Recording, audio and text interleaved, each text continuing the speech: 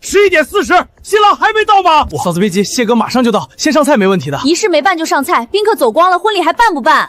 正常开始。11:58必须交换戒指，规矩不能破。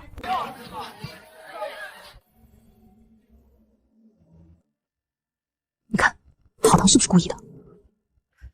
会不会太多了？你愿意当伴娘是给我面子，我当然要让你穿得漂漂亮亮的。谢怀到底有没有脑子？今天大婚，他跑去陪别的女人试伴娘服，3个月前早就定好伴娘，哪有婚礼当上临时家人的道理？月月，等完成艺术馆的项目，我就能升职加薪，我这不也是为了我们的将来吗？而且婚纱是你穿，又不是我穿，我去不去的没什么意义。原来我才是那个多余的人。我和伴郎伴娘是大学同学，所有人都知道郝唐是谢怀大学时爱而不得的白月光。为了哄失恋的郝唐开心，他自掏100多万投资他的项目。嫂子你别生气，谢哥都是为工作，要不先开席，1小时之内他肯定能赶过来。月月，你快帮着挑挑哪一件好看，小唐喜欢那件红色的，你觉得呢？月月，谢怀，前面的仪式拖到现在了，11:58要交换戒指，及时不能耽误。规矩是死的，人是活的，拖一拖也没关系。小唐，就定这一件吧，很衬你。既然礼服定了，你现在就过来。小唐还没化妆，总不能让他素颜出场吧？先上酒菜，我保证在1小时内过去。全场200号宾客都在等，你反倒坐在这儿享福，全是你惹谢怀不高兴，毁我们谢家几代体面。大家等的人是谢怀，不是我。新郎未到场，新娘没有提前伺候长辈的道理。哼，也不知道是谁不体面，结婚当天新郎居然能睡过头。我儿子为了工作忙了3天3夜，睡个软觉怎么了？你连这点体谅都没有。他凌晨3点归家倒头就睡，一觉睡到正午，刻意错过了接亲。是我强忍难堪，赔尽笑脸安抚所有长辈，临时改了婚礼流程。可他醒来的第一件事，却是跑去礼服店陪别的女人。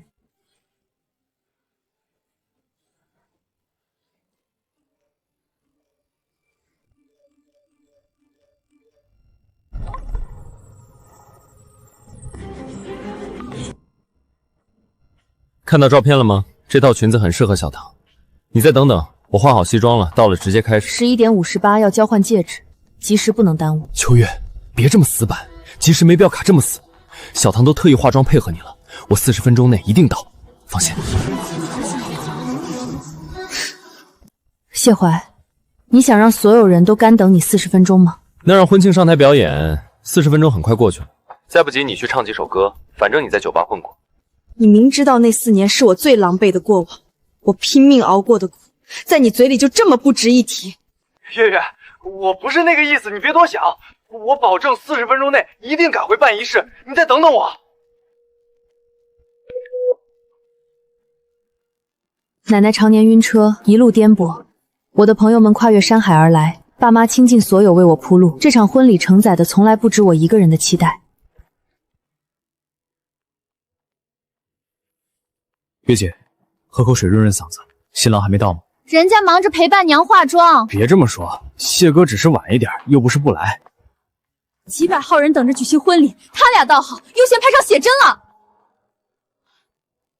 先吃点东西垫垫，别低血糖。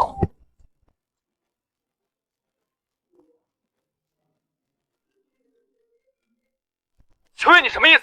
赶紧删掉！小唐刚化好的妆被你气得全花了。才半分钟就哭花了妆，我说的不对吗？你们西装红裙多般配。瞎说什么？我就陪小唐拍几张照，你这么说别人会误会他的。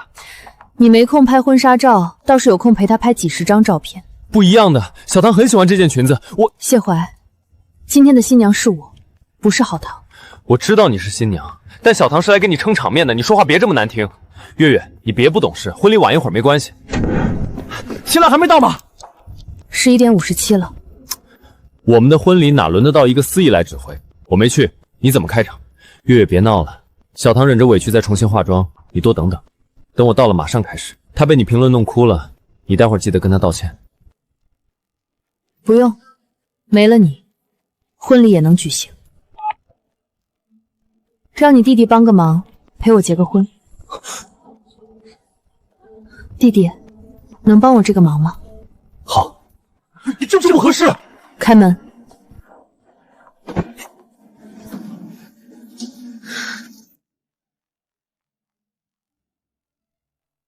下面有请今日新人秋月柴云帆入场。秋月，你什么意思？没有新郎你怎么举行婚礼？请两位新人面对面交换结婚戒指。秋月，你跟谁交换戒指？秋月，你怎么回事？我儿子还没来。婚姻大事怎么能胡闹？我们家来了这么多人，你这是让别人看我们的笑话。以婚戒为证，交换真心，坚守挚爱，定格今日誓言与忠贞。弟弟，只是走个过场，不要紧张。不行，我没想走个过场。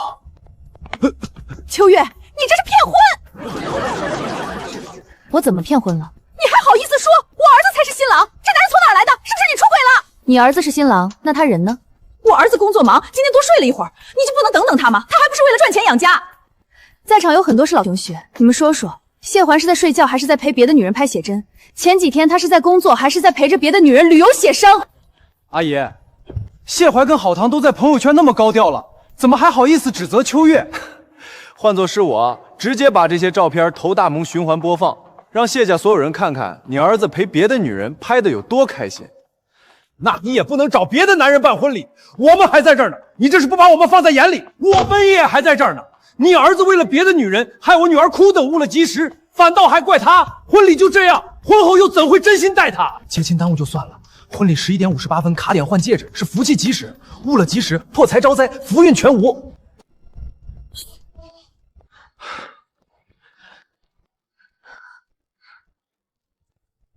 我姐打过电话了，我爸爸妈正往这边赶。弟弟，你认真的？我不会在这种事情上开玩笑。从头开始吧，每一步都不能少。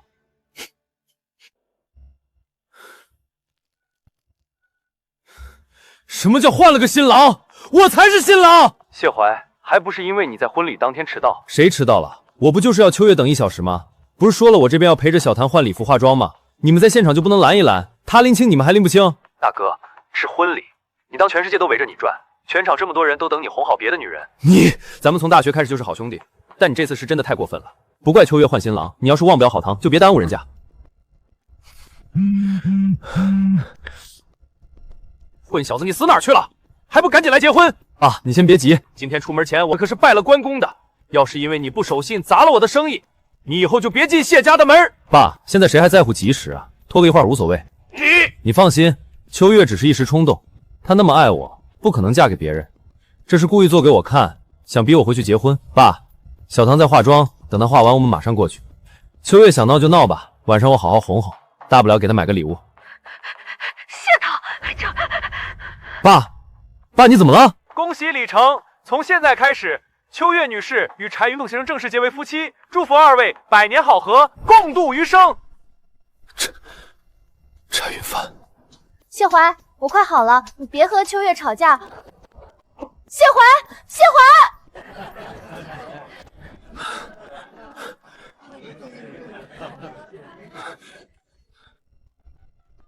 爸，你们去哪儿了？我们早回家了，难不成留在那儿丢人？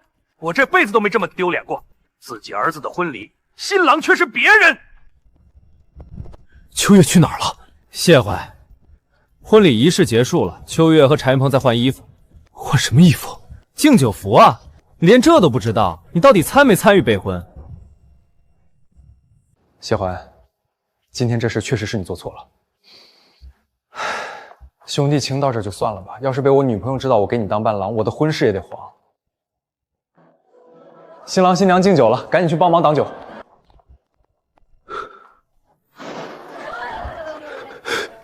你喝果汁就行，非要喝酒的话，我替你。这个果汁好甜，能不能换成白开水？弟妹，你跟我弟多喝水，酒给伴郎喝。怎么占我便宜呢？弟妹别怕，以后你们要是吵架了，我肯定站你边。秋月，你赢了。你不就是想逼我来结婚吗？我来了，让司仪准备下，婚礼重新开始。婚礼已经结束了。柴云帆，别以为你跟他走了个仪式就真是她丈夫了，他只是在气我。不信你问他，这场婚礼的一切都是为我们俩准备的，怎么可能说换人就换人？谢怀，这里有哪一样让你觉得婚礼是为我们俩准备的？你忙，所以我们没拍婚纱照，连婚前纪录片也没有。新郎的名字只存在于司仪的串场词里，可这婚礼是我一手负责的，钱也是我付的。我说谁是新郎，谁就是。月月，婚姻是人生大事，你要想好，不要冲动。谢怀，婚姻是人生大事，你要想好，究竟是新娘重要还是伴娘重要？或者我换个说法，重要的是我秋月还是好堂？月月，是你重要，当然是你。放开！你敢对我动手？你忘了之前我怎么警告你的？之前我是不想让他难过，才不跟你计较。但现在身份转变了，我才是他名正言顺的丈夫，你是骚扰他的外人。我把那些还给你，以后不要再靠近他半步，否则我饶不了你。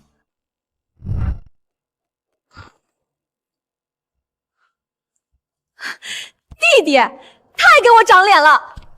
你们说什么呢？月月，你过来！我知道你在生我的气，我好好跟你解释，我和好堂真的只是合作关系，我今天也是为了合作顺利才陪他的，你别误会。谢怀，你为了他的艺术馆花了100多万，这也算合作吗？不是你单方出钱吗？你知道了？不是，月月，你听我说，我那是想帮他实现梦想。我们毕竟是大学同学，于情于理都应该帮这个忙。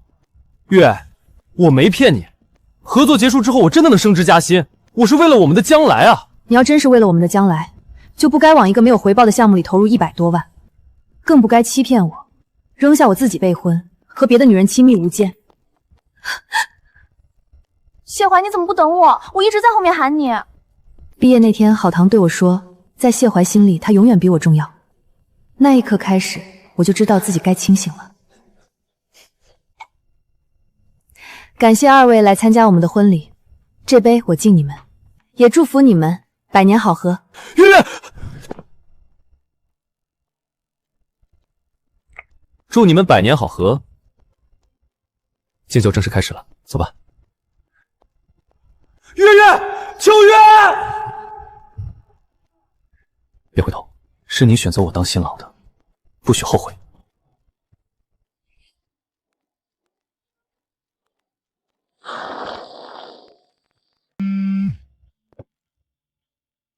月月，你不能意气用事，你真误会了。我和好堂只是合作关系，等艺术馆项目结束，我再也不会联系他，或者我现在就把他拉黑。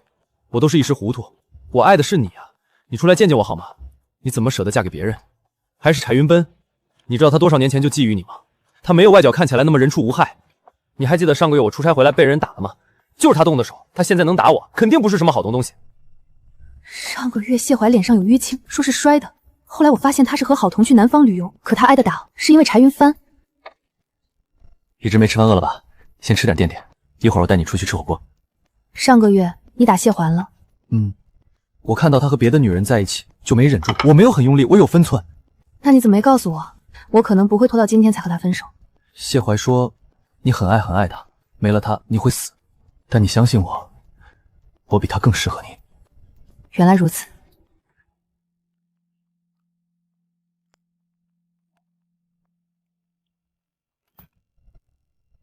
去哪儿啊？去正式见你的父母，然后你跟我回家吃顿饭。明天我们去领证，正好柴晶有空，让他给咱俩做跟拍。啊？还有今天的份子钱得核对，谢怀那边的都退掉，我这边的留下，你那边的另说吧。啊？你不愿意？我愿意。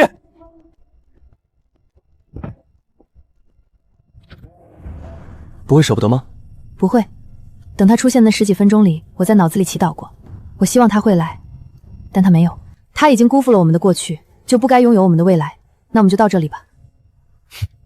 对了，你姐什么时候知道的？你喜欢我？一开始就知道，但她说我配不上你，还骂了我一顿。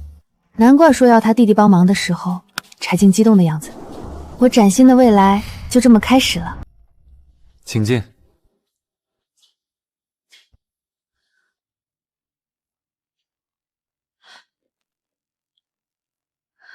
真领了？领了。姐，以后别叫月月了，改口吧。改什么口？各论各的。来来来，饭马上好。云帆，你去把阳台那几盆花搬进来，快下雨了。我帮你们打下手。搬花去。厨房种地，你不要过来添乱。月月，你进来帮我结个菜。月月，咱们是闺蜜，我向着你，但我也是云帆亲姐。我知道你想问什么，直接问。婚那天，谢怀是个混蛋，我推云帆上去顶替，是为了保全你的面子。可今天这证，你们领得太快了。你跟我交个底，你是不是拿我弟当备胎？静静，我确实刚从谢怀那个烂坑里爬出来，一身泥。那你还……但我选云帆，绝不是为了逃避，更不是拿他当替补。我这3年为了一个不值得的人委曲求全，我欠自己一次不将就。但我看清了谁在关键时刻真心待我，我绝不会糟蹋他的真心。姐，当初在休息室是谁一把将我推上红毯的？我那不是情况紧急吗？推上去了，就没有退货的道理。她现在是我妻子。行，我里外不是人，赶紧端菜，饿死我了。多吃点，瘦得跟纸片一样，不知道的还以为我们老柴家虐待你。谢谢姐。你谢他去吧，我这傻弟弟惦记你那么多年，连个屁都不敢放，现在总算让他得逞了。姐，吃饭别说话。那么多年，到底是多少年？你睡沙发？其实床挺大的，或者我睡沙发也行。领证是为了让你摆脱谢怀，不是为了逼你。早点休息。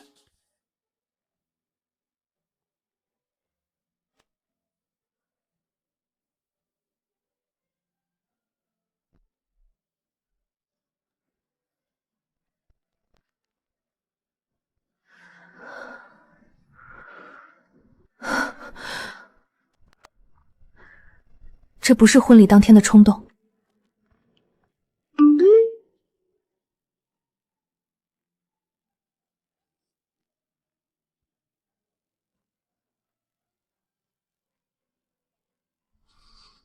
我以为我只是个将就的卷项，原来我早就被人放在了心上。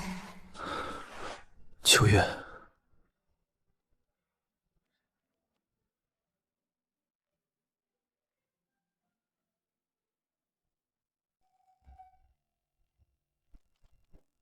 秋月，闹了这几天，气也该消了吧？我今天带张律师来，是给你最后一次体面。谁让你进来的？出去！怎么，真打算跟这个备胎过家家？秋月，你是个聪明人，别为了赌气把自己一辈子搭进去。邱小姐您好，受谢怀先生委托，我们对您与这位先生的婚姻合法性提出正式质疑。根据调查，婚礼当天新郎中途更换，未向宾客及相关方提前公示，此行为涉嫌隐瞒与欺诈，且仪式流训存在重大瑕疵。我们有理由怀疑，您是在情绪激动或受人诱导的情况下完成的仪式。该婚姻关系在法律上可申请破销。你胡说八道什么？月月，你看，法律都不认可你们这出闹剧。只要你现在点头跟我回去，这律师函我就当场撕了。郝堂那边我已经处理好了，以后我只对你一个人好。张律师是吧？念完了吗？柴先生，我劝你们认清现实，打起官司来你们毫无胜算。月月，你看他连个屁都不敢放，这种男人能给你什么安全感？民政局盖的钢印合法登记，你张律师教教我，这叫什么瑕疵？请问新娘秋月，你是否自愿与柴云芳先生结为夫妻？我自愿。这是婚礼全程录像，仪式合法，双方自愿，没有任何人胁迫。张律师，你拿着一份毫无根据的废纸跑来恐吓合法夫妻，我是不是可以去律协投诉你职业操守有问题？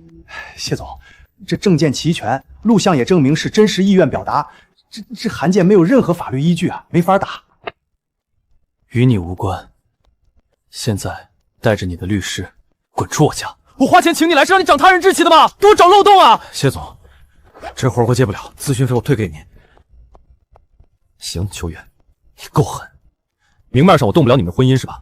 你别忘了，你之前那个项目的尾款还在我手里卡着，咱们走着瞧，这事没完。秋月，你以为找个野男人领证就完了？我们之前合作的那些项目，你帮我填资的转账记录，我可都留着。我随便截几张图发到行业群里，说你利用职务之便侵占公司利益，你猜别人信谁？明天上午10点，老地方见，否则后果自负。还是这么下作。谢怀的私信，他拿以前的电子记录威胁我，逼我单独见面。坐。这些邮件发件人全是他，你只是抄送。他想用这个定你的责，法律上根本站不脚。但他手里我帮他处理烂摊子的电资流水，如果他断章取义发到行业群，会影响我的声誉。他不敢。我查过了，他给好堂那个艺术馆私投的100来万，走的是他部门的公账。你什么时候查的？今天下午，只要我们把这份流水准备好，他敢造谣，我们就直接报警，告他挪用公款。他发这些，只是因为他走投无路，在虚张声势。他遇到问题，第一反应永远是把责任推给别人。其实婚礼一天，我打过他。你打了他？为什么？那天我去酒店确认场地，在走廊听到他跟郝堂打电话，他说你就像个免费的保姆，随便哄2句就会乖乖把婚礼办完，根本不用他操心。我没忍住，那一拳我早就想揍他了。秋月，我顶替他，不是一时冲动，也不是为了帮我姐解围。我知道了。证据我们已经整理好了，明天他如果再敢发一条消息，我们就把这份流水直接抄销给他公司的法务部。好，都听你的。12点了，马上就好。明天是我入知芒传媒的第一个大项目汇报，我必须拿下。不用把自己逼得这么紧。谢怀的事让我明白，我不能总躲在别人身后。我想凭自己的本事，在新公司站稳脚跟。喝完早点睡，明天我也有个重要的项目对接会。好，祝我们明天都顺利。秋月，这次的甲方云创资本要求极高，听说新上任的负责人是个狠色，铁面无私。你准备的方案千万别出岔子。王姐放心，数据我都核对过3遍了。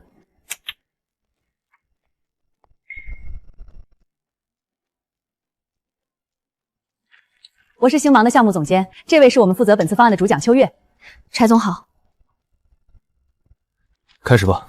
针对贵司的文化 IP 孵化需求，我们第1阶段的策略是第3页的预算转化率，你们的预估模型过于乐观。如果前期流量未达标，备用方案是什么？柴总看得很准。关于风险控制，我们准了 B 套方案，通过置换核心资源未来兜底。具体数据在附录第7页。继续。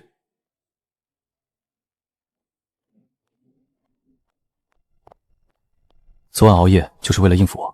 柴总的钱确实不好赚。秋月干得漂亮！刚才柴总的助理私下跟我说，柴总对你的方案很满意。谢谢王姐。家里是夫妻，公司是甲乙方，这层关系要是曝光，别人会怎么看我今天的努力？这简直是个随时会爆的雷。柴总刚才在会上挑刺挑的可真专业，那个方案缺乏落地性，说的我差点以为自己要被开除了。公事公办，不严一点，别人会觉得你这个新人好欺负。那你也不用全程板着脸吧，连个眼神都不给我，装的跟从来没见过面一样。我怕多看一眼，就忍不住想替你把活儿都干了。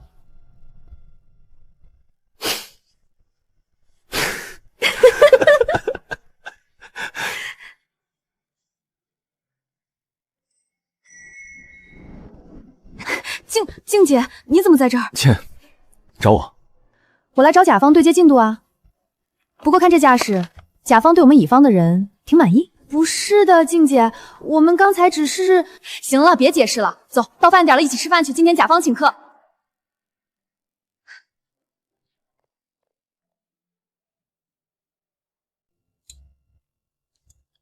云帆可以啊，以前在家连个碗都不洗，现在伺候人倒是挺顺手。你们俩在家谁做饭？他做的多，我最近加班，回去他都把饭热好了。算他懂事。秋月，以后他要是敢欺负你，你直接告诉我，我替你收拾他。哟，这不是刚入职的秋月吗？我说怎么刚来就能拿下这么大的项目？原来是私下里跟甲方高管关系这么好啊！这手段我们可学不来。你眼睛要是不用可以捐了。秋月的方案是全组盲院出来的，怎么？你能力不行，就只能靠造谣找存在感。再让我听见你嚼舌根，我直接去你们 HR 那儿问问，公司是不是专门招长舌女？别理那种人，你凭本事吃饭，身正不怕影子斜。以后在公司姐罩着你。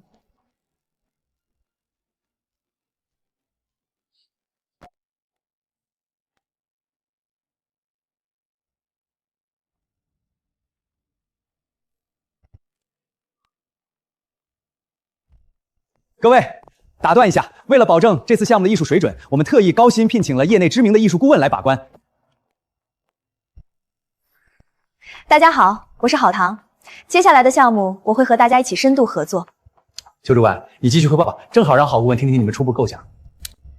我们的核心理念是融合现代极简与传统元素，通过空间留白来突出展品。等一下，邱主管是吧？你这个方案，说实话太匠气了。郝顾问觉得哪里不妥？所谓的极简，不是把东西清空就叫极简，你这空间留白，看着就像是预算不够硬凑出来的。艺术馆需要的是灵魂，不是这种流水线上的工业废品。这份方案是基于甲方给出的预算红线和场地实际面积测算过的，每一处留白都有对应的动线设计。数据是死的，艺术是活的。我也没办法，可能邱主管以前接触的都是些小打小闹的活儿，理解不了高端艺术馆的调性。谢怀现在满世界找我追债，我总得找个地方回回血。真巧啊，在这儿碰上你。其实我挺好奇的，这么大体量的项目，怎么会交给一个看起来履历并不怎么出彩的人负责？哎呀，我不是质疑贵公司的专业性，只是听说邱主管和这边的对接人柴总私交甚深。当然啦，我知道邱主管不是那种靠关系上位的人，但外人难免会多想嘛。为了避嫌，这方案是不是得重新评估一下？郝顾问既然是来把关艺术水令的，就请把注意力放在方案本身。我就是在谈方案呀，这东西毫无艺术价值。我作为顾问，总不能闭着眼睛签字吧？我也很难做的。那个，既然郝顾问觉得有问题，邱主管，你们团队就再回去改改。那就辛苦邱主管了，希望下次你能拿出点真本事，别总指望别人替你兜底。邱主管，这方案我们熬了3个通宵，全盘推翻吗？不推翻。他要谈专业，我们就用专业打他的脸。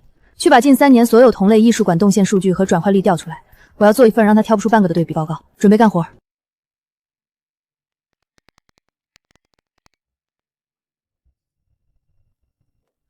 凌晨2点了，他既然要谈专业，我就用最专业的东西堵住他的嘴。我陪你。邱经理，我昨天说的很清楚了，这个展区的动线设计太死板，完全破坏了艺术品的呼吸感。你是不是对艺术2个字有什么误解？郝顾问所说的呼吸感，在实际运营中会导致人流拥堵率上升40%。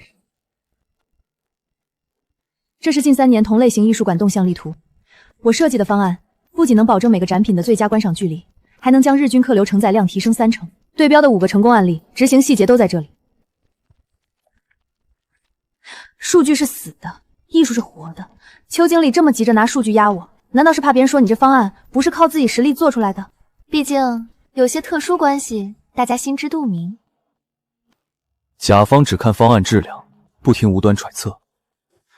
邱经理的方案逻辑严密，数据扎实，我方完全认可。郝顾问如果只能提出情绪的主观挑刺，建议重新审视一自己的专业度。既然柴总作为决策方都这么说了，那我保留意见，希望后续执行邱经理也能这么顺利。秋月，你以为有柴云峰给你撑腰，就能踩在我头上？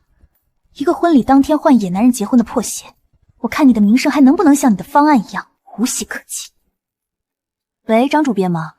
我这里有个关于最近风头正势的邱经理的独家爆料，关于他那场闹剧一样局的婚礼。对，绝对劲爆。张主编，其实我也不想把事情闹得这么难看，大家都是同学，我一直把秋月当好朋友，可是他最近在公司里的作风实在让人看不下去。郝小姐，您刚才说他婚礼那天临时换新郎是有预谋的？谢穗那天只是临时被项目急事耽搁，他就直接拉着柴总上台。柴总是我们项目甲方，哪是普通经理能随意使唤的？您的意思是，他早就和柴总暗度陈仓，借着婚礼逼冒？我可没这么说，但事实就是，他现在不仅成了柴太太，还顺理成章的接手了我们这个大项目。谢川现在被他逼得连公司都回不去，整天借酒消愁，我看着都心疼。这可是大新闻，心机女借婚礼攀高枝，脚踏2条船，把前任逼上绝路。郝小姐，您放心，这篇报道我一定写得精彩。那就麻烦张主编了，我只希望真相能大白于天下，别让更多人被他那副清纯无害的样子骗了。邱经理，你看公司大群。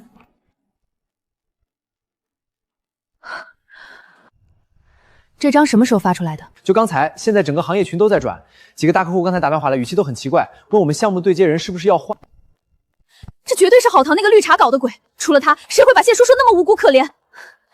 静姐，你先别激动。我能不激动吗？他这是故意毁你的名声，现在外面全是谣言，说你靠攀附上位拿项目。他既然敢在背后搞小动作，就说明他在明面上已经无计可施了。那你打算怎么办？现在客户那边已经开始动摇了，再不澄清，这项目真得黄。躲是躲不掉的。既然他想把事情闹大，那我们就把真相摊到台面上。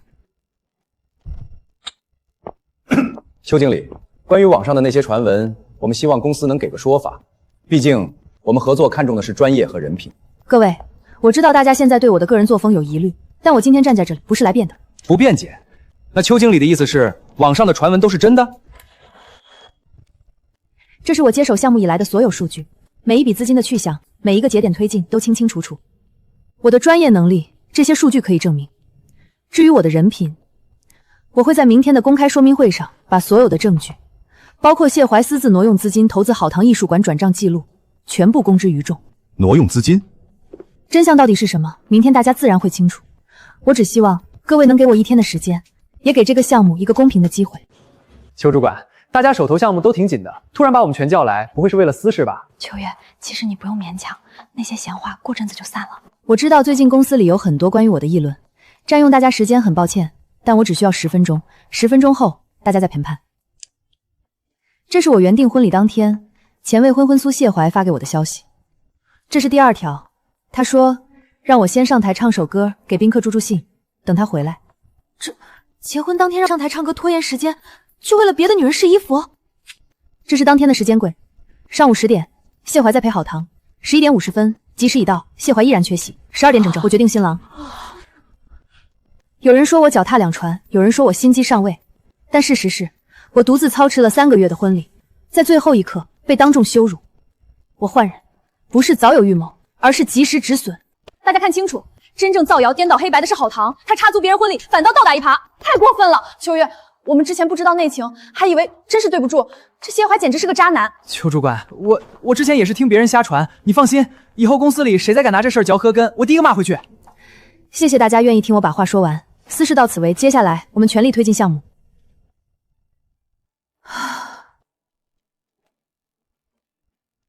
公司内部的舆论是稳住了，证据确凿，谣言自然不攻自破。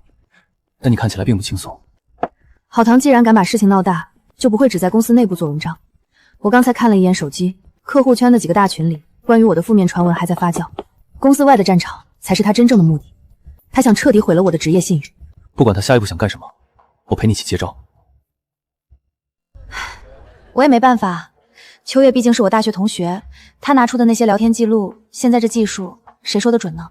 其实换新郎这事儿圈里都传开了，谢怀那天明明是去处理急事，他非要演这么一出，把谢怀逼到绝路。你知道的，我不是那种人，我只替谢怀觉得委屈。我去处理。造假！好堂，你这颠倒黑白的本事，不去写剧本真是屈才了。柴静，我知道你和秋月是闺蜜，你偏帮她我能理解，但你不能血口喷人啊！偏帮？我今天就让你看看什么叫铁证如山。及时推迟一下怎么了？你先上台唱首歌顶一顶，我陪小唐试完衣服就过去。这视频谁知道是不是剪辑过的？剪辑？这几位都是当天的宾客，他们亲眼看着谢怀迟到，亲耳听到他要求推迟吉时。没错，那天我们都在场，新郎确实没来。谢怀为了陪你试衣服，连自己的婚礼都不顾。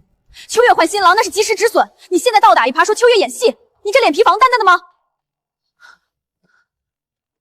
好堂，我本不想把事情做绝，但你一再挑战底线，我只能把真相摊开。我和云帆的婚姻清清白白，轮不到你来泼脏水。再有下次，律师函件。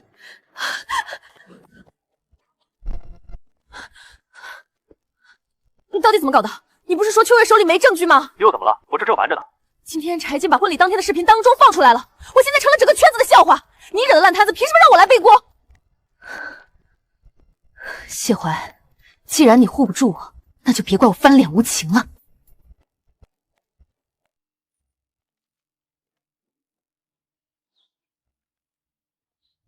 2周前，云帆怎么会去订新郎礼服？难道月月早就打算换人，故意拉云帆下水？月月，你现在有空吗？出来见一面，我有话问你。月月，咱们这么多年的闺蜜，我今天就直说了，你老实告诉我，婚礼换人你是不是早就计划好了？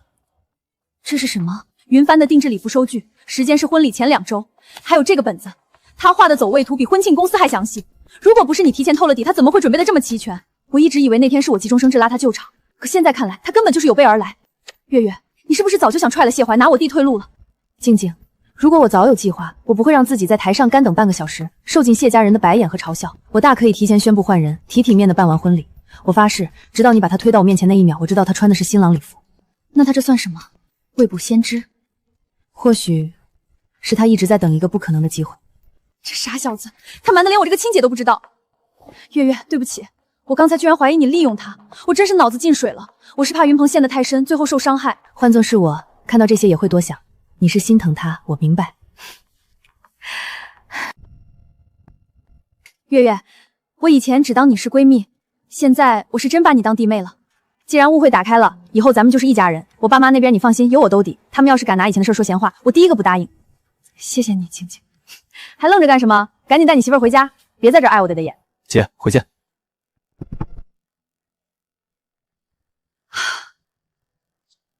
妈，晚上多做几个菜，我带云帆他媳妇儿回来吃饭。对，就是月月。姐，顶替新浪师学院的跟秋月没关系，你别怪他。姐，我喜欢他很久了，这事儿是我蓄谋已久，你要骂就骂我。姐最护短，要是他觉得秋月利用我，肯定会闹翻，我得把所有责任都揽下来。你看他同手同脚的样子，平时装的多酷啊！一上台紧张的跟个木头桩子似的。他当时手心全是汗，戒指都差点没拿稳。出息，白长那么个个子了。哟，木头桩子回来了。你们没吵架？吵什么？吵你有多笨吗？姐，你翻我东西！婚礼突发情况封案，伴郎致辞修改版，如果新郎缺席的法律风险。月月，你看看，某人为了顶替这个新郎，可是提前2周就开始做功课了，这哪是临时起意，这简直是蓄谋已久啊！所以你那天上台，其实在心里排练了很多遍。没有很多遍。拉倒吧，这本子上连怎么对付谢怀那个渣男的话术都写了3版。姐，你别说了。云帆，你小子藏得够深的，要不是我今天翻出来，你打算瞒我们到什么时候？我只是怕你们觉得我冲动。姐，我是认真的。我知道。你是我看着长大的，你什么脾气我能不知道？月月，这小子虽然闷了点，但绝对靠谱。以后他要是敢欺负你，你告诉我，我替你揍他。好。原来我不是一个人在孤军奋战。我来擀皮吧。洗手去，别把面团弄脏了。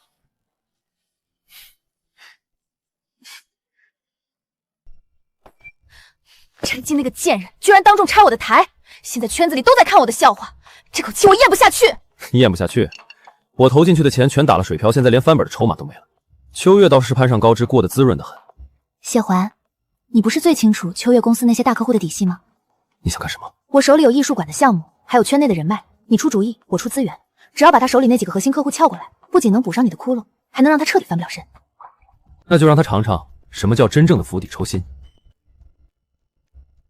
下个月我们艺术馆的年度大展，主赞补商的位置可是专门给您留着的，这曝光率绝对比您现在的渠道高出几个量级。郝小姐的资源我当然信得过，不过我们和秋月那边合作了好几年，一直挺稳当的。突然换人，王总，您是只知其一不知其二啊！秋月现在可不是以前那个能扛事儿的秋月了。哦，谢总这话怎么说？您想啊，一个女人连结婚这种人生大事都能在台上临时换新郎，这情绪得多不稳定。她公司内部管理混乱，人心惶的，您把大额单子交给一个状态不稳、随时崩盘的人，风险实在太高。是啊，王总，我们这边牵线的新团队不仅价格更优，而且绝对专业，您何必在一棵树上吊死呢？既然这样，那续约的事儿我确实得再斟酌找茬。月姐，出事了！慢慢说，怎么了？王总那边刚才打电话说，原定今天签的续约合同要暂缓，还要求我们重新比价。不只是他，李总和张总也开始观望，态度立场摇摆不定。暂缓，重新比价。这3家是我们营收的命脉，而且续约期非常接近，他们不可能是毫无征兆的变卦。我打听了一下，好像是有人在外面放风，说我们公司内部管理混乱，还拿您婚礼的事做文章，说您人品不可靠。这不是巧合，是有人在背后做局。会是谁啊？这么狠，简直是要断我们的活路！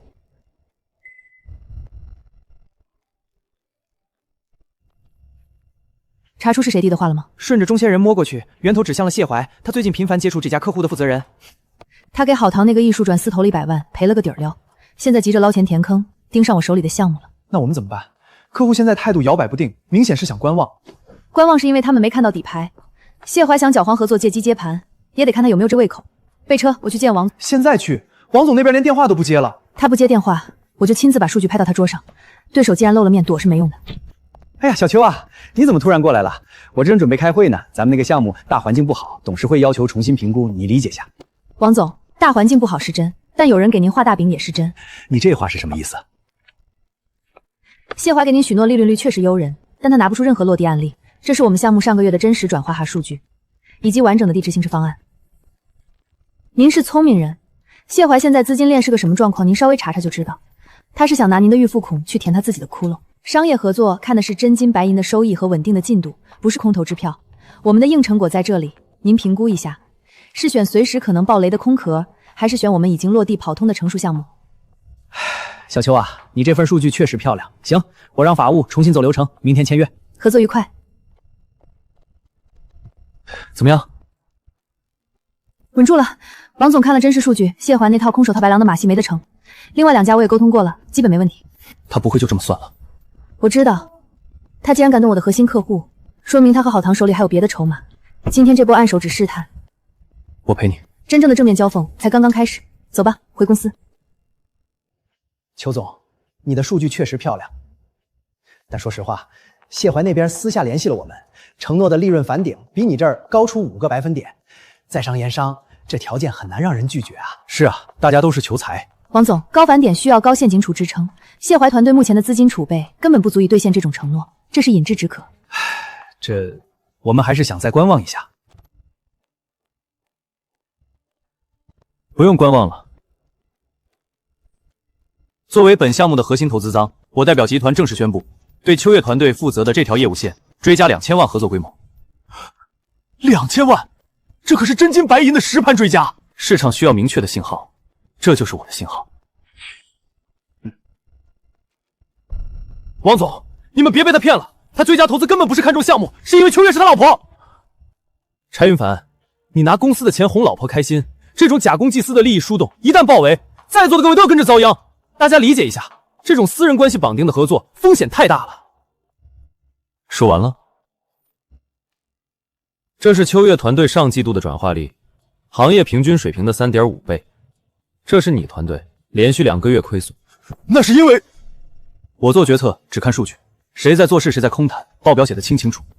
谢环许诺的高返点，前提是他有钱，但他为了填补某艺术选项目的100万丝头窟窿，资金链早就断了。你们敢签他的空头支票吗？柴总，我们签。甲方这么硬的底盘拖着，加上邱总的实际，这生意稳如泰山。对，我们只认干事的人。谢总，门在后面，不送。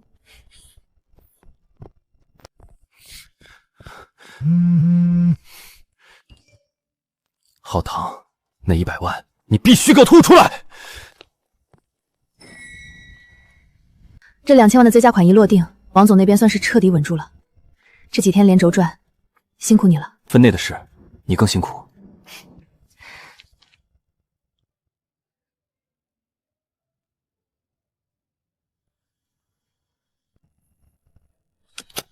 到了，你也早点回去休息吧，明天公司见。秋月，怎么了？还有工作上的事没交代完？不是工作，有些话我憋了很久，本来想等你彻底处理完谢环的事再说，但我发现我不想再等了。云帆，太晚了，有什么事我们明天。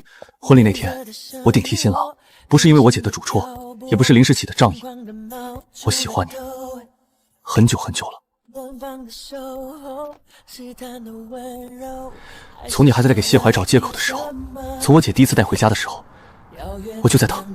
我看着你一个人操持婚礼，看着你受委屈，我只能以弟弟的身份站在旁边。现在你自由了，我不想再做你闺蜜的弟弟，也不想只做你的合作伙伴。云帆，我刚结束一段那么难堪的关系，我现在的心很乱，我不知道该怎么。我知道，我今天说这些不是逼你立刻给我答案，我只是想让你知道，以后不管遇到什么事儿，你都不用再一个人扛，我一直都在。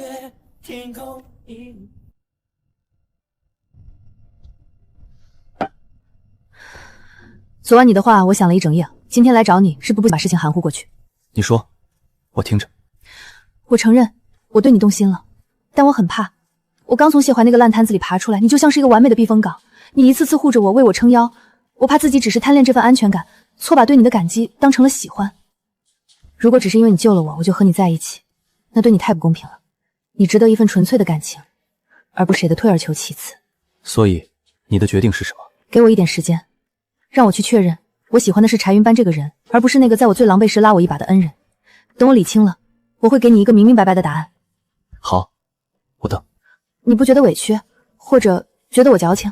你能把这些顾虑摊开来说，说明你把我放在了平等的位置上。我不急，3年我都等过来了，不差这点时间。你不用有压力，按你的节奏来，我不催你，但也绝不退让。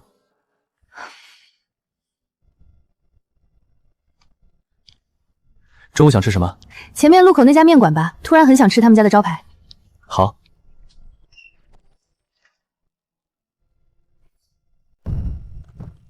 郝棠，你给我滚出来！谢怀，你疯了吗？这里是我的公事。工作室，你拿我的钱搞的破工作室，现在偷增撤资，高利贷天天堵我家门，把那100万给我吐出来！放手！那钱是自愿投的，项目黄了关我什么事儿？你自己没本事留住秋月，现在跑来找我撒泼。要不是你天天缠着我，我能落到今天这个地步。今天拿不出钱，咱们谁也别想好过。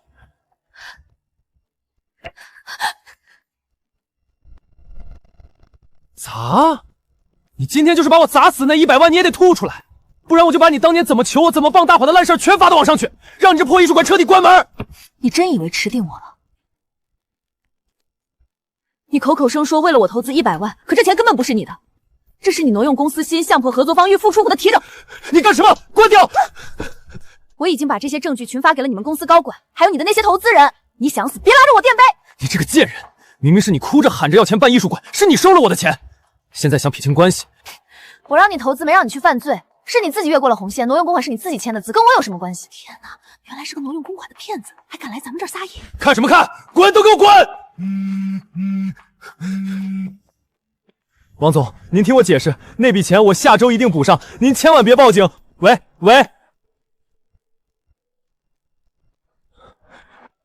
老李，咱们这么多年的兄弟，你借我50万周转一下，我马上就。谢怀，你挪用资金的事圈子里都传遍了，法务都在找你，你别连累我了，以后别联系了。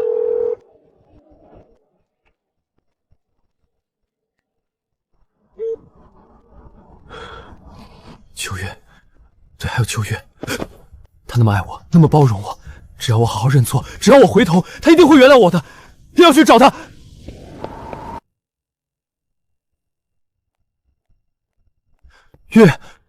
月，我终于等到你了。谢怀，我们已经没关系了。月，你别这样，我知道我错了，我真的知道错了。郝棠那个女人骗了我，她把我的钱全卷走了，还把那些事发到公司群里，我现在什么都没了。那是你和她的事，与我无关。怎么会无关呢？月，我们在一起3年啊，你以前最心疼我了，我加班晚了你都会给我熬汤。这次是我一时糊涂，被他蒙蔽了双眼，你原谅我好不好？只要你肯帮我，我们重新开始，我发誓以后只对你一个人好。谢怀，你到现在还不明白吗？我以前心疼你，是因为我以为我们是奔着一辈子去的，但从你缺席婚礼陪他试礼服的那一刻起，那个满心为你付出的秋月就已经彻底放下了。不是的，那只是个意外。月，你不能这么狠心，你不能见死不救啊！我不是你的避风港，也不是你走投无路时的备用对象，你做出的选择代价只能你自己承担。秋月，你别忘了，我们之前还有那么多合作项目，你如今见死不救，就不怕我把那些事抖出去，让你在行业里也混不下去？你大可以去试试。我秋月做事坦坦荡荡，所有的账目都清清楚楚。倒是你，挪用公款的证据现在全行业都知道了，你觉得还有谁会信你？你就是看上柴云奔那个小白脸了是不是？你以为他能护你一辈子？谢怀，给自己留最后一点体面吧。我们之间处理好了。都结束了。冷不冷？赶紧上车，我妈在家炖了排骨图档，就等你们回去吃饭呢。谢谢欣欣姐。走吧，回家。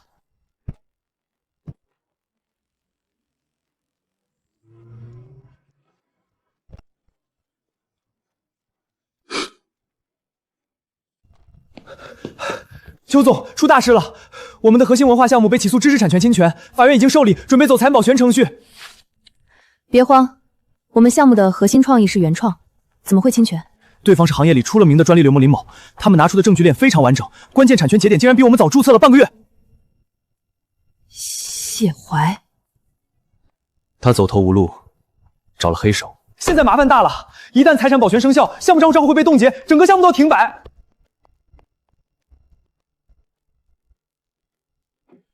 查出什么了？太蹊跷了，林某注册专利的时间刚好是我们项目内部定稿的第2天。有人泄密。谢怀当时还是项目总监，他有权限接触到核心数据，他把我们的底牌卖给了林某做局，直觉没用，法庭只看证据。我们现在拿不出他泄密的直接反证，时间差被他们卡死了。我帮你找。这是我的战场，我不会让他如愿。邱总，久仰。我这人做生意最讲究和气生财，官司打下去对大家都不好。林总想要什么和解条件？很简单，项目归我，你带着你的团队彻底退出这个行业。做梦！秋月，你别敬酒不吃吃罚酒。林总在圈子里的人脉不是你能比的，你把我逼到绝路，我也不会让你好过。谢怀，你把仅剩的筹码压在一个靠抢注专利吸血的人身上，真是可悲。秋月，你以为你还有资格跟我谈条件？我知道了。法院的保全令下来了，项目账户被临时冻结。你也有今天，我看你拿什么跟我斗？邱总，我给你3天时间考虑，3天后不签字，你的公司就等着破产清算吧。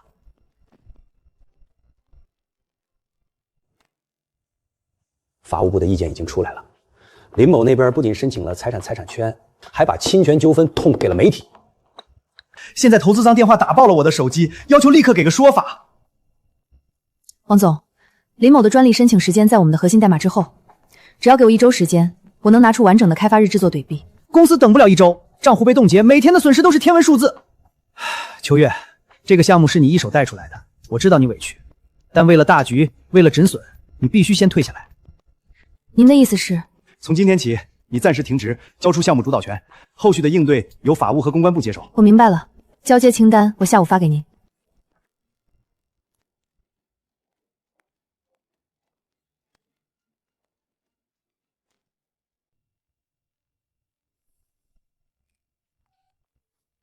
张总，我是秋月。关于去年那批底层架构的交付记录，我需要您出面做个第三方证明。哎呀，邱经理，不是我不帮忙，林老板那边已经找过我们了，而且我们查了当时的记录，确实和你们现在的版本有出入啊。张总，当时的交付邮件我这里有备份，您这是做伪证。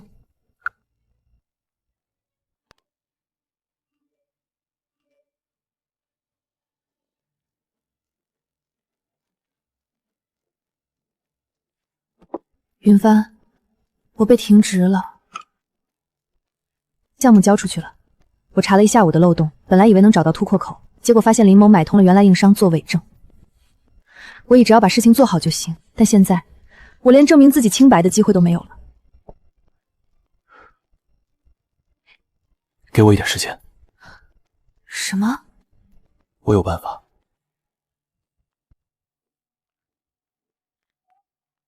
对我带上。静静，你拉我来这儿干什么？我手头交接报告还没写完。写什么交接报告？今天可是有大戏看，你给我睁大眼睛盯紧台上。云帆，各位媒体朋友，我是柴云帆，今天站在这里只宣布一件事：即日起，柴氏集团将全面入股星辉公司，并注资3个亿，全盘接管其名下的艺术馆项目。柴总，据我们所知，星辉公司的艺术馆项目正陷入与林某的诉讼纠纷，资产已被申请封限。您此时入局，不怕被拖下水吗？区一个恶意送的财产保全，还冻结不了柴氏的资金盘。集团法务部已经正式接手该案，任何试图用伪证干扰项目推进的人，都将面临柴氏最顶格的法律追责。我一直以为他只是个普通的弟弟，没想到他竟握着能掀翻整个牌桌的筹码。哎呀，小邱，不，邱总监，我就知道你是个有福气的人。王总，我的停职交接手续还没办完。您叫错人了，误会，那都是天大的误会，公司怎么可能让你停职呢？哟，王总这变脸速度，不去学川剧可惜了。昨天是谁说要把我们月月踢出局的？柴小姐说笑了，小裘啊，柴总刚才可是特意交代了，这个项目必须由你全权主导，柴氏的资金只认你这人，你赶紧回公司，主办公室我已经让人给你腾过来了。项目我可以接回来，但以后怎么推进，我说了算。当然。等很久了吗？柴氏集团实况人云帆，你到底还有多少事情是我不知道的？月月，我不是有意瞒你，我只是怕这个身份会让你觉得有距离感。今天的事我很感激你，你不仅救了项目，也保住了我的尊严。但是我不喜欢被蒙在鼓里的感觉。你帮我是因为我是静静的闺蜜，还是因为别的？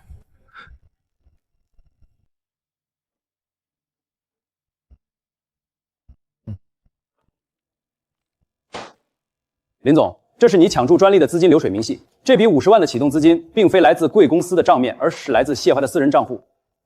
朋友之间商业借款不行吗？正常的商业竞争而已，你们别想拿这个吓唬我。商业借款？那这份通讯记录呢？谢总放心，只要供应商那边咬底秋月违约，这项目就是我们的了。你这是非法窃听，这不能作为证据。这是供应商主动提供的通话录音。另外，你提交的所谓秋月违约的邮件证据，经过我们技术团队的鉴定，服务器时间戳是上周人为篡改的。林总，伪造证据，联合谢怀进行恶意商业构陷，这已经不是民事纠纷了。柴市法务部已经准备好向经侦报案，3年起步的刑事责任，你确定要替谢怀扛下来吗？我撤诉，这事儿跟我没关系，都是谢怀指使我的，我现在就撤诉。项目回到了你手里，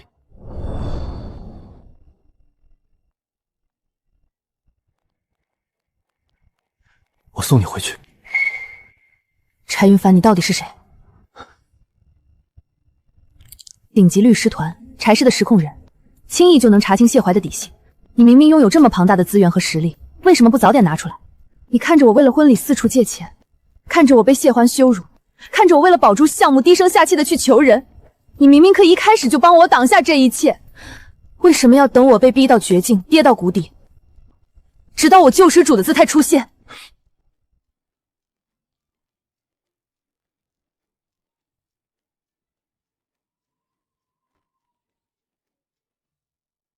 官司输了，林总撤诉了，我现在一无所有，你马上把那100万给我吐出来，那是我的救命钱。你的救命钱，你搞清楚，那是你自愿投资叶书馆的。现在项目黄了，你凭什么找我要钱？你少给我装蒜！当初是你哭着求我，我才能用公司的账目给你填窟窿。你今天不把钱拿出来，我们俩谁也别想好过。好啊，那就不拿了，反正我已经替你做了决定。你挪用资金的流水、转账记录，还有你私下签的那些阴阳合同，我已经全部打包，实名提交给监管部门。疯了，你自己也脱不了干系。我是受害者，是被你蒙骗的合作方。谢顺，你这艘破船要沉了，别指望拉着我一起死。警察估计已经在路上，你还是想想怎么在里面过日子吧。不能留，全删掉。只要没证据，他们就定不了我的罪。你们干什么？这是我的私人办公室。我们接到实名举报，你涉嫌职务侵占和挪用资金，你的个人放及相关涉案账户已全面冻结。现在正式对你立案调查，请跟我们走一趟。是郝唐，是那个贱人害我，钱都在他那里。刚得到的消息，谢怀进去了，挪用公款的事刷了。而且你绝对猜不到是谁举报的，是郝唐，他把谢怀卖得干干净净，连底裤都没剩。谢怀现在账户全被冻结，彻底完了。狗咬狗罢了。谢怀以为能两头占便宜，郝唐以为能一直吸血，他们走到今天是迟早的事。谢怀这算是自吃恶果了。不过郝唐这女人真够狠的，翻脸比翻书还快。郝唐以为把谢怀推出去当挡箭牌，他就能全身而退。谢怀的账算清了，但我和郝唐之间的旧怨也该个了断了。他欠我的可不只是一个道歉。谢怀被立案了，是我把他的账本和转账记录交上去的。我知道，你别误会，我今天找你不是来向你低头认错的，更不是替你出气。谢怀疯了，他想拉着我一起死，我只是为了自保。我做这一切，我是为我自己。结果一样，你什么意思？你为了谁，出于什么目的，对我来说都不重要。谢怀得到了他应有的惩罚，而你我之间早就两清了。两清？你真的能当什么都没发生过？如果不是我，你现在已经是谢太太。郝唐，你太高估自己了。你一直觉得能让谢怀围着你转是你的本事，是对我的胜利。但其实，你只是帮我提前看清了一个烂人。我现在的生活里，有我的事业，有真正值得我珍惜的人。至于你和谢怀的那些烂摊子，我连看戏的兴趣都没有了。单我买过了，以后别再联系了。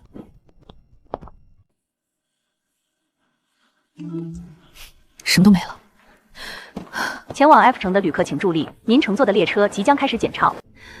过去的事情彻底翻篇了，现在我的全部精力都要放在明天的开幕式上，这可是我们打响的第一炮。有我在，一定会很顺利。我知道。听说了吗？这项目之前差点黄了，资金链都断了，现在能搞得这么盛大，还不是靠柴氏集团在背后输血？可不是嘛，资本硬砸出来的面子工程，成色能好到哪儿去？估计里面全是些东拼西凑的行活，走个过场罢了。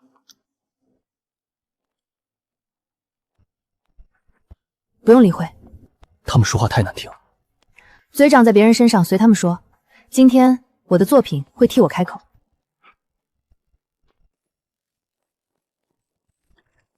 精妙，太精妙了！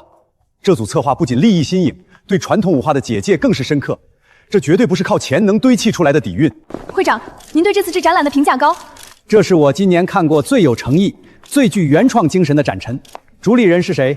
您好，我是项目主理人秋月。年轻人了不起。之前外界有些风言风语，说这展览是靠关系撑起来的空壳。今天一看，简直是无稽之谈。你的才华就是最好的资本。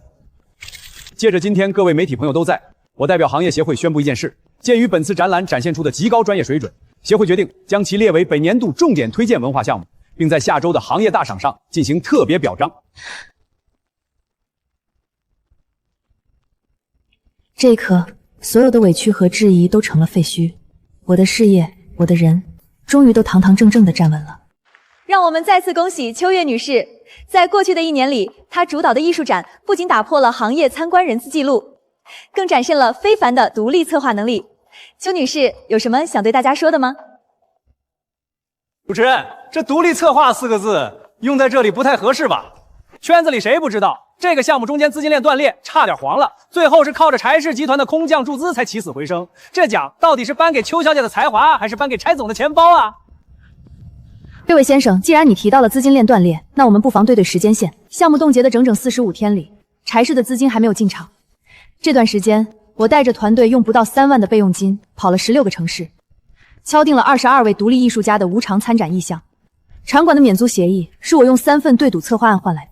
线上的千万级曝光是我们团队熬了7勾销做出的自发酵话题。资本不养闲人，柴氏投的是稳赚不赔的实劲。如果你觉得靠关系就能拿到这些数据，大可以带着你的策划案去柴氏试试。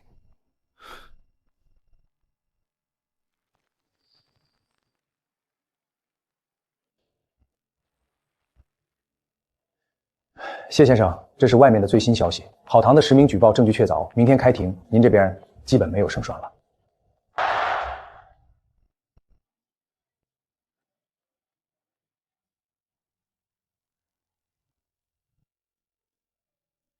太帅了！你刚才在台上简直在发光，那家伙脸都绿了，活该。收着点儿，镜头还拍着呢。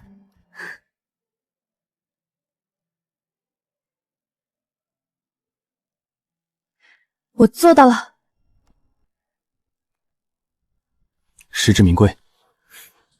走走走，庆功宴我已经订好了，今晚不醉不归。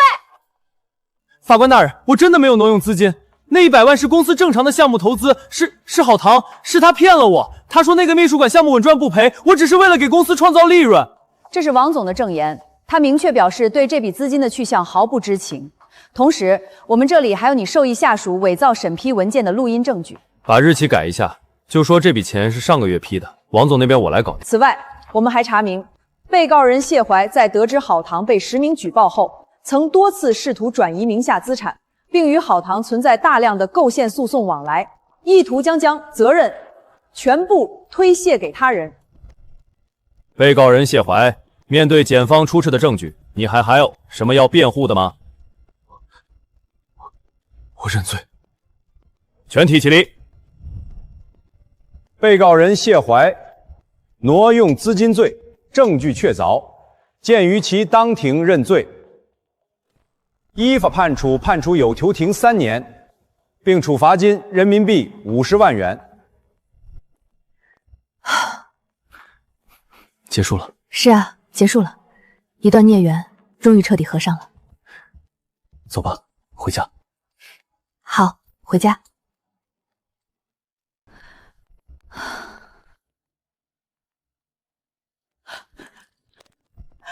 月月，秋月，你等一下！月月，阿姨求求你了，你帮帮谢怀吧！你跟法官说句话，就说那些钱是你同意他拿去投资的，是你们2口子的共同财产。只要你松口，谢怀就能减刑啊！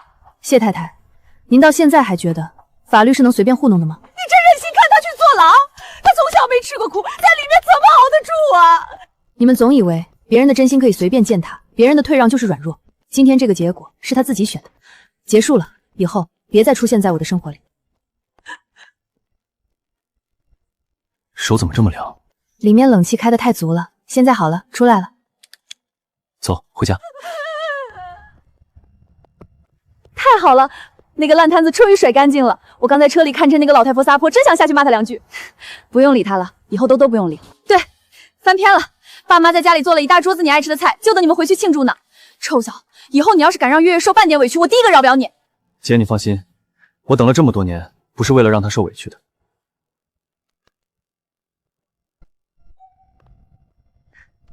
静静，怎么不提前打个电话？快进来。那个云帆不在家吧？他去公司了。你怎么了？我好像有情况了，有心仪的人了，这是好事啊？怎么这表情？哎呀，就是对方条件挺好的，是个大学老师，斯斯文文的，我怕我这渣乎乎的性格人家看不上。你现在可是结了婚的过来人，你得帮我把关。好，你想让我怎么帮？陪我去逛街，我要买几身像样的衣服，不能总穿得像个假小子。走走走，现在就走。月月，你说他那种文化人是不是都喜欢那种温婉居家型的？我穿这个会不会显得太装了？你不需要装成别人，这条裙子太碎了，压不住你的气场。试试这件风衣，里面搭个白衬衫，符合你的风格。这也太贵了，而且万一我穿这么正式去见他，他觉得我太刻意了怎么办？要不还是算了吧。麻烦这件简袍直接穿走。哎，你干嘛呀？我自己付。就当是我这个弟媳送给姐姐的见面礼。你穿这件很好看，自信点。月月，其实我一直想跟你好好逛一次街。我们以前不是经常逛吗？那不一样，以前你跟谢怀在一起的时候，我总觉得什么？没什么，我是说，以前我是你闺蜜，现在我可是你小郭了，这身份升级了，感觉就当然不一样。怎么了？逛个街还逛出心事了？月月，有件事压在我心里很久了，今天我必须得跟你说清楚。什么事儿这么严肃？其实，当年云帆刚开始暗恋你的时候，我不太赞成。那时候你满心满眼都是谢怀，为了他什么苦都肯吃。我看着云帆像个傻子一样默默守着你，我心疼我弟。我当时甚至觉得你配不上他这样的喜欢。我还背着你跟云帆说过一些冷话，让他趁早死心，说你更不会回头看他一眼。月月，对不起，我那时候太自私了，只顾着护短，却忽略了你当时有多难。静静，你不用道歉。你不怪我，你是他亲姐，看着自己弟弟单恋受委屈，换作是我也会护短。你是护弟弟，我理解。再说了，要不是你这个护弟狂魔最后在婚礼上推了他一把，我现在还不知道在哪儿哭呢。我们扯平了。对，扯平了。以后谁敢欺负你，我第一个不答应，云峰也不行。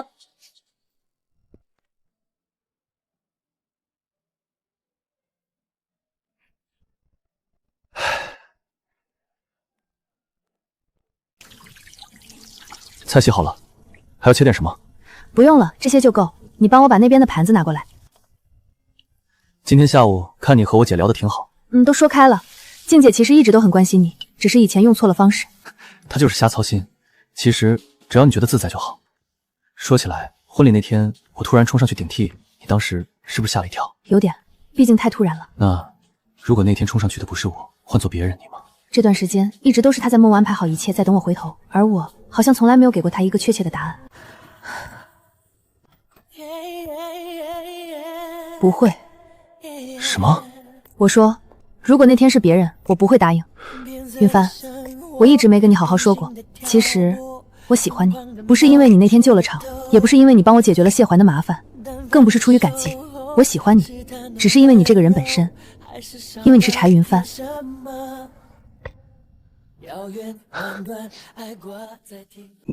你说什么？我说，我喜欢你，不是因为你替我解了场，也不是因为你是我闺蜜的弟弟，我喜欢你，柴云帆，就是你这个人。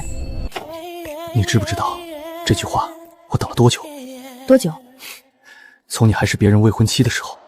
那时候我只能以你闺蜜的弟弟这个身份，站在离你最远的角落，看着你为他忙前忙后，看着你受委屈，我连一句关心都得斟酌半天，怕越界，怕你觉得我别有用心。我嫉妒他，嫉妒他能名正言顺地站在你身边，更恨他不懂得珍惜你。你为什么从来不说？我怕说了，连站在你身后的资格都没有。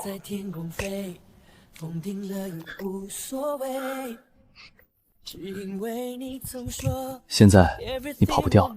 我不跑。既然你都表白了，那以后每顿饭我们都要一起做。好啊，不过你得负责洗碗。没问题，只要你在，洗一辈子碗都行。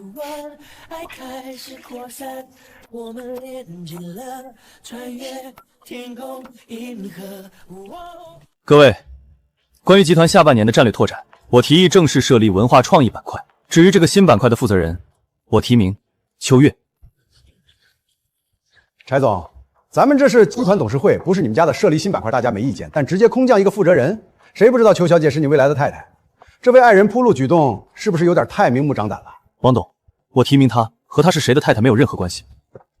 这是秋月过去3年的实际。上月艺术馆项目遭遇资金恶意冻结，团队人手短缺，她独自统筹全部工作，不仅如期交付，还斩获本年度行业创新金奖。在座的各位，你们手底下的高管，有谁能在这种绝境下交出这样的答卷？但裙带关系就是裙带关系，公司有公司的规矩，避嫌懂不懂？把这么重要的板块交给他，难以服众。是啊，柴总，这事儿传出去，外界会怎么看我们柴氏？说我们是夫妻店？柴氏需要能创造利润的将才，而非循规度日的庸才。我把放在这儿，文化板块交给他，第1年的利润率如果低于2%，主动辞职。既然柴总把话说到这个份上，那我们就按流程走。事关重大，我提议董事会闭门表决，非股东人员请先回避。各位股东慢慢讨论，我在外面等结果。我不想成为他的软肋，更不想让人觉得我是靠着他的偏爱才走到今天。我要的是堂堂正正的站在他身边。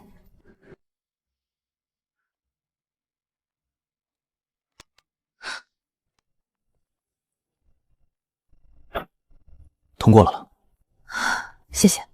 不是我的面子，是他们看了你之前做的项目方案，认可了你的能力。云帆，我知道你为了推我上来，在里面顶了多大的压力，你值得。但我不想一辈子背着老板翔上位的标签。如果我只是接受这个任命，在别人眼里，我永远是被你扶持的。我不想这样。你想怎么做？我要立军令状。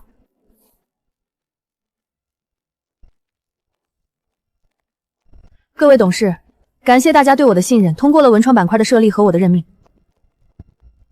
但我知道，大家心里对我还有疑虑。为了证明我能胜任这个位置，我提议以对赌的方式立下军令状。对赌，邱小姐，这可不是儿戏。我承诺在1年内让文创板块的利润达到集团预期的150%。如果做不到，我主动辞去负责人职务，并承担相应的损失。邱小姐，你确定这个目标可不低？我确定，我接下这个位置不是因为谁的给予，而是我要自己挣。好，既然邱小姐有这份魄力，我们拭目以待。合作愉快。合作愉快，柴总。刚才在里面，我其实有点紧张。没看出来，因为我知道，无论发生什么，你都在。你做到了。来，为了我们邱总今天正式拿下文创板块，干杯！干杯！秋月，你现在可是真正的女强人了，太飒了。是啊，想想几年前你还在为那个渣男操心婚礼，现在简直是脱胎换骨。谢谢大家，其实能走到今天，也多亏了你们一直陪着我。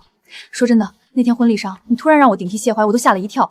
要是你当时忍下来了，现在指不定还在谢家受什么委屈呢。就是那个谢怀，简直不是东西，为了个白月光，连自己的婚礼都不顾。不过秋月，你现在和柴云帆在一起，真的觉得幸福吗？一开始我也怀疑过，但这些年，从我被冻结项目到自己独立拿奖，再到今天接下文创板块，云帆一直都在。他没有因为我是他妻子就给我特权，也没有因为我是女人就看轻我。他给了我最需要的尊重和信任。那就好，只要你觉得幸福。那天，我决定让云帆顶替新郎，当众斩断和谢怀的过去，是我这辈子做过最对的决定。今天，我想借这个机会敬大家杯。其实那天婚礼上，我端着水杯敬谢怀和郝棠的时候，心里是绝望的。但今天我端着这杯水，心里只有感激。敬最对的决定，敬新生，敬邱总。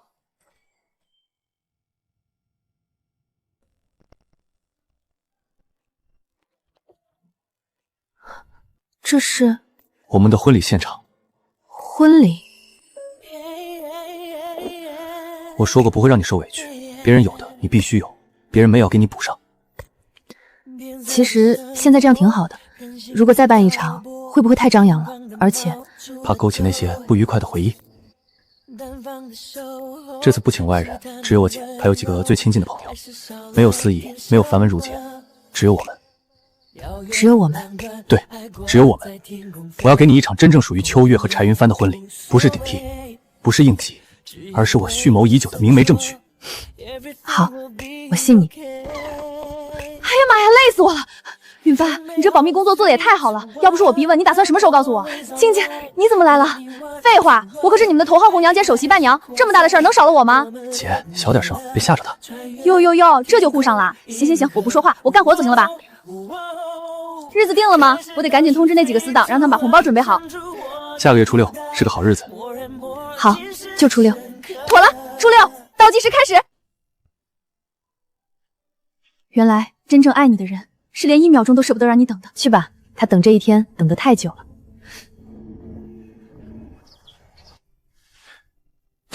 上次那枚戒指是我临时顶替时买的，太委屈你了。今天这枚是我亲自画图定做的。秋月，这一次我要名正言顺、光明正大的娶你，做我的妻子，你愿意吗？我愿意。这臭小子，总算让你如愿以偿了。柴太太，明天文创那个大项目就要正式启动了，准备好迎接新战场了吗？只要不是一个人在战斗，我就什么都不怕。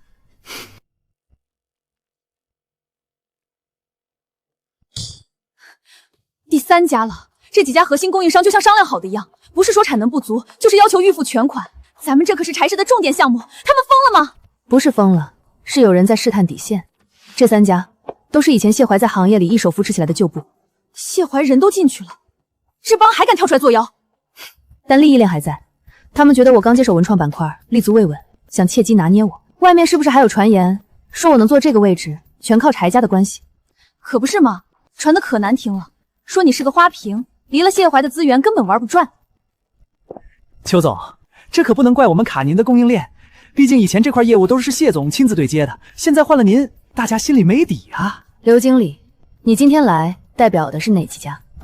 咱们明人不说暗话，邱总，您要是愿意把文创街区30%的利润让出来，交给我们几个老兄弟打理，这供应链明天就能恢复正常。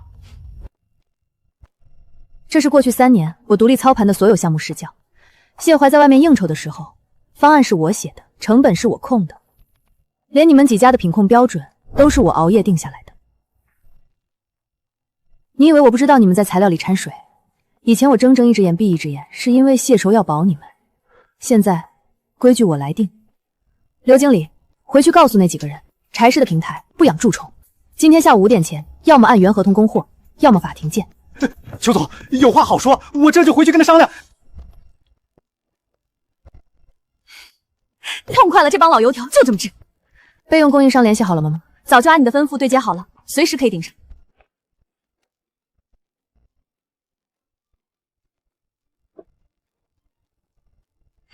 都处理干净了？过去的阴影以后再也兴不起风浪了。你今天在会议室的样子很耀眼。因为我知道我不是一个人在战斗，但更重要的是，我学会了自己掌控全局。月月，查清楚了，卡我们供应链的根本不是谢怀那些散兵游武。那是谁？赵静婷，当年靠着谢怀的起家的那个中间生，他现在趁着我们新项目刚启动，想一口吞下我手里的份额。他胃口不小。谢怀倒了，他倒想来捡现成的。不仅如此，他刚放话说，如果我们不让出30%的利润，就让2家核心供应商断供。断供？他以为这样就能逼我低头？需要我做什么？帮我查查赵静婷这几年的资金流水。他既然敢这么嚣张，底子肯定不干净。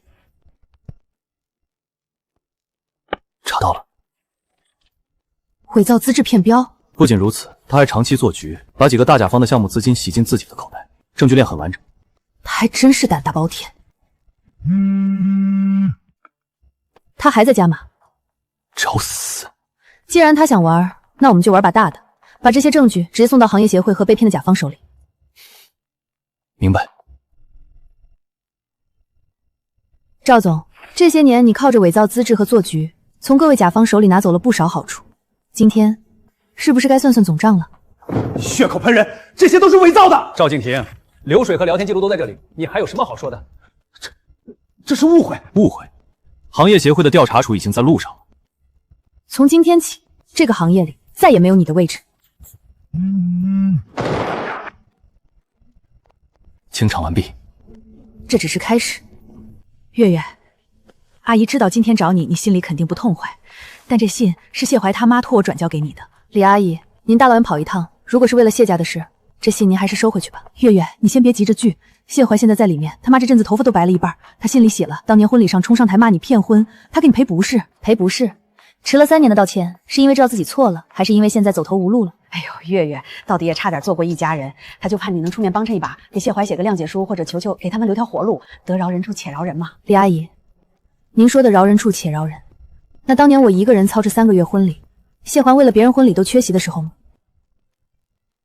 婚礼当天，谢璇他妈指着我的鼻子，逼我推迟吉时，逼我上台唱歌给宾客助兴。那时候他怎么没想过给我留条活路？那都是过去的事了，他现在也遭报应了，不是？你现在过得这么好，柴总对你又上心，你就当发我的善心不给践踏过我尊严的人。李阿姨，我不落井下石已经是我能给他们家最大的体面。月月，你这孩子怎么这么倔呢？就当是给自己积点福。我不追究，是因为我不想再跟谢家有任何瓜葛，不来往是我的底线。这封信您原样带回去的，谢怀的因果谢家自己担，但我已经买过了。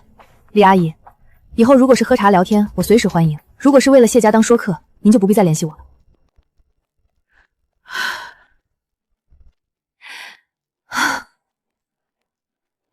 还好吗？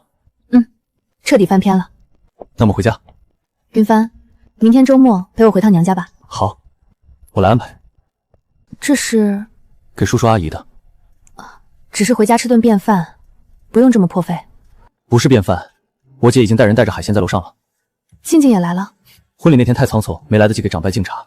今天两家人正式聚齐，欠你的流程一样都不少。好，我们上去。云帆，家里条件简陋，粗茶淡饭的，你别嫌弃。谢谢阿姨，闻着就很香。太绝了！这处排骨比外面有星级酒店做的好吃，我今天非得吃2碗饭不可。月月这孩子从小就懂事，什么苦都自己咽。以前在谢家，是我们做父母的没本事。谢家门槛高，以前我们连去吃顿饭都要看人脸色，眼睁睁看着月月受了3年委屈，我们连句硬气话都说不上，是我们对不住女儿。妈，都过去了，今天不说这些。阿姨，您这叫什么话？月月现在可是我们公司的定海神针，您是不知道，前几天她把那个造假的赵静婷收拾得服服帖帖，整个部门的人都对她心服口服。她厉害着呢，谁能给她委屈受？叔叔阿姨，以前的事儿都过去了，以后他的事儿我扛。柴家不讲门第，月月就是我们家的底气。好孩子。爸，我现在很好，真的。对，干杯，庆祝咱们一家人正式大团圆。接下来是媒体提问环节，有请各位媒体朋友。邱总，恭喜发布会顺利召开，但业内一直有声音说，您能拿下并盘活这么大的文化板块，全靠柴氏集团背后的资金斗底。甚至有人直言，您不过是名不副实，靠着私人关系在撑场面。对于这种靠关系上位的标签，您今天打算怎么解释？我不打算解释，因为数据比任何解释都更有说服力。半年前，文化板块项目资金链断裂，被卡给整整3个月。我接手后的第1个季度，项目不仅填平了亏损，还实现了15%的逆数盈利。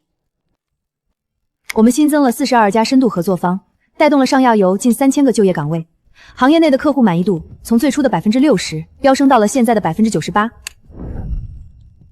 柴氏确实提供了初期的注资，但资本不是做慈善的，能让资本心甘情愿留在牌桌上的，只有硬业绩。太帅了，这才是我的好闺蜜。今天除了成果发布，我们还要宣布一项由行业权威媒体联合评选的重磅荣誉，获得本年度最具影响力新税摊手称号的是秋月女士。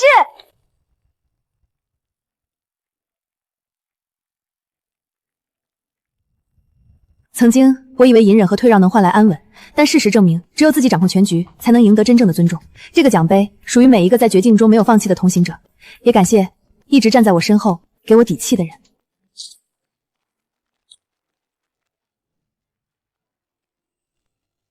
真安静，刚才在会场里闪光灯晃得我眼睛都花了，现在站在这里才觉得一切都落到了实处。累了吗？不累，只是觉得像做了一场梦。云帆，你还记得几个月前吗？记得。那时候我一个人站在婚礼的台上，看着台下那些窃私语的脸，觉得天都要塌了。被缺席，被当成笑话，甚至被要求推迟吉时去等一个根本不在乎我的人。但我现在回想起来，那不是天塌了，那是天亮了。如果那天没有换掉新郎，没有彻底撕破脸，我可能还在那个泥潭里为了所谓的责任和体面委曲求全。谢怀现在大概还在为了那笔烂账跟郝棠互相折骂。曾经我觉得那是过不去的坎儿，现在看来不过是场闹剧。他们不配再出现在你的生活里。是啊，从那天起，清理掉些烂人烂事，把项目主导权拿回来，直到今天站上那个领奖台。当年在学校操场，我只能远远看着你，趁着人乱给你递一瓶水。婚礼那天，我走上台，不是为了帮你走个过场，是为了光明正当的娶你。烂人已经自食后果，旧账也全都清了。从今往后，你的事业、你的人生，我都陪你一起走，这只是个起点。好，刚开始。